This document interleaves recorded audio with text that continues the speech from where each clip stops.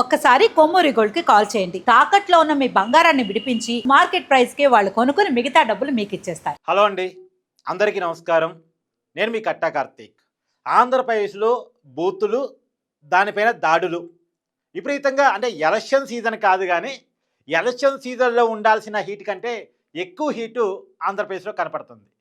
మొన్న చంద్రబాబు నాయుడు గారిని అనకూడని మాటలు మాట్లాడి లకారం బాస్తు తిట్టి అంబటి రాంబాబు అరెస్ట్ అయిన విషయం మీ అందరికీ తెలుసు. ప్రస్తుతం రాజమండ్రి సెంట్రల్ జైల్లో అంబటి రాంబాబు ఊచలు లెక్క పెడుతున్నారు. నిజానికి 2 సార్లు ఎమ్మెల్యే, ఒక మాజీ మంత్రి. ఆయన ఆ స్థాయి ఉన్న వ్యక్తి వాడకూడని భాష మాట్లాడి, అందులో ఎవరి గురించి మాట్లాడాడు? 4 సారి ముఖ్యమంత్రి అయినటువంటి వ్యక్తి గురించి, సుదీర్ఘ రాజకీయ అనుభవం ఉన్నటువంటి వ్యక్తి గురించి అనకూడని మాటలు మాట్లాడి ఆయన జైలు పాలయ్యాడు. అలాగే మంత్రి నారా లోకేష్ గారి గురించి ఇస్తారీతన మాట్లాడి జోగి రమేష్ గారు కూడా, నిన్న జోగి రమేష్ గారి ఇంటికి టీడీపీ కార్యకర్తలు లేదు కొంతమంది నిప్పు పెట్టారు. పెట్రోల్ బాంబులతో విరుచుకుపడ్డారని, నిప్పు పెట్టారని. నిన్న ఆయన ప్రెస్ మీట్ కూడా, నిన్న ప్రెస్ మీట్లో ఏమన్నా తగ్గాడు జోగి రమేష్? మళ్ళీ అదే రకమైన భాష. అసలు జోగి రమేష్ ఇంటికి నిప్పు పెట్టడానికి ఉన్న కారణాలు ఏంటి? ఆయన మాట్లాడిన భాష ఒకసారి మీరు వినండి. లోకేష్ కి కొవ్వు తగ్గింది అనుకున్నా, అంటే ఒళ్ళు తగ్గించుకున్నాడు కదా, కొవ్వు తగ్గించుకున్నాడు అనుకున్నా. వాడికి మెద మొత్తం చిప్పే దొబ్బింది, చిప్పు మొత్తం దొబ్బింది. వాడికి బుద్ధి తక్కువ వల్ల సో ఇలా మాట్లాడాడు. ఇలా మాట్లాడినప్పుడు సహజంగానే టీడీపీ కార్యకర్తలు ఆవేశం వస్తుంది కదా. అంబటి రాంబాబు ఏమో చంద్రబాబు నాయుడు గారిని, జోగి రమేష్ ఏమో నారా లోకేష్ గారిని టార్గెట్ చేసి కావాలని తిట్టినప్పుడు సహజంగా ఆవేశం తన్నుకొని వస్తుంది కదా. ఇప్పుడు జగన్మోహన్ రెడ్డి గారి భాషలో చెప్పాలంటే, ముఖ్యమంత్రిని పట్టుకొని తిరిగితే మా కార్యకర్తలు బీపీ రావా, వాళ్ళ మనోభావాలు దెబ్బతినవా, ఆ పరిస్థితుల్లో దాడులు చేయరా అని జగన్మోహన్ రెడ్డి గారు ఆయన అధికారులు ఉన్నప్పుడు సమర్థించుకున్నారు. టీడీపీ ఆఫీస్ మీద దాడిని, పట్టాభి గారి ఇంటి మీద దాడిని. మరి జగన్మోహన్ రెడ్డి గారు చెప్పినట్టే ఇప్పుడు టీడీపీ కార్యకర్తలు బీపీలు వచ్చినాయి. ఎందుకు వచ్చినాయి? ఇస్తారీతని చంద్రబాబు నాయుడు గారిని, నారా లోకేష్ గారిని అన్నందుకు వచ్చినాయి. అన్నందుకు వచ్చినటువంటి ప్రభావం ఇప్పుడు వైసీపీ మీద కనపడుతోంది. కానీ దీంట్లో తెలియని పొలిటికల్ స్ట్రాటజీ ఏంటంటే, ఇది అంతా వైసీపీ ప్లాన్గా చేసుకుందే. తిరుమల తిరుపతి లడ్డు కల్తీ విషయాన్ని డైవర్ట్ చేయాలని డైవర్షన్ పాలిటిక్స్లో భాగంగా కావాలని, ఇప్పుడు 4 రోజుల క్రితం పేర్నాని మాట్లాడతాడు, తర్వాత అంబటి రాంబాబు మాట్లాడతాడు, మరో పక్క జోగి రమేష్ మాట్లాడతాడు.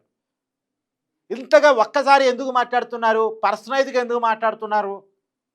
మామూలుగా కొంత అంబటి రాంబాబు ఈ భాష మాట్లాడే రకం కాదు. అధికారంలో ఉన్నప్పుడు కూడా సరే విమర్శిస్తాడు, గట్టిగా విమర్శిస్తాడు, కొంత అతిగా మాట్లాడొచ్చు కానీ ఇలా మాట్లాడి గతంలో కూడా లేదు.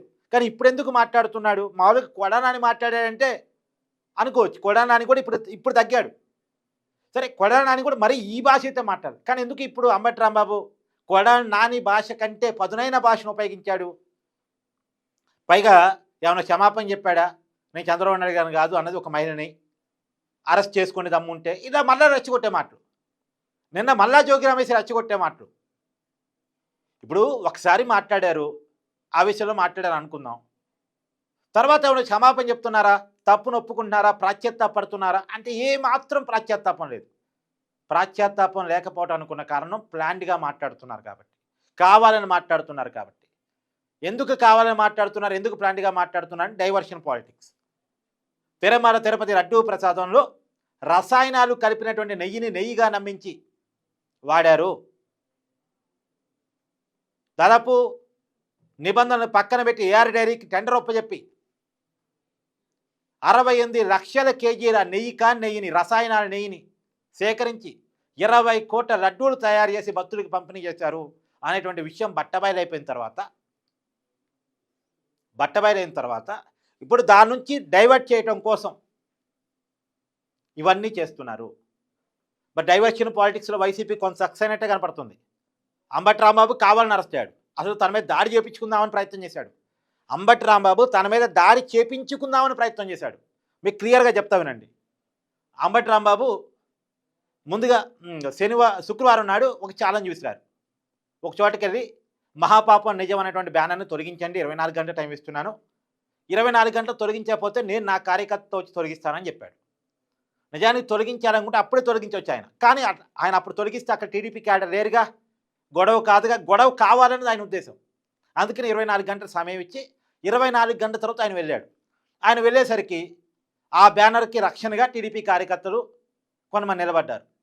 సహజంగానే అంబటి రాంబాబు కార్యకర్తలతో కలిసి గొడవకు వస్తాడనుకున్న సమాచారంతో టీడీపీ కార్యకర్తలు కొంతమంది కర్రలు అవన్నీ పట్టుకుని నిలబడ్డ మాట వాస్తవమే కనపడుతుంది.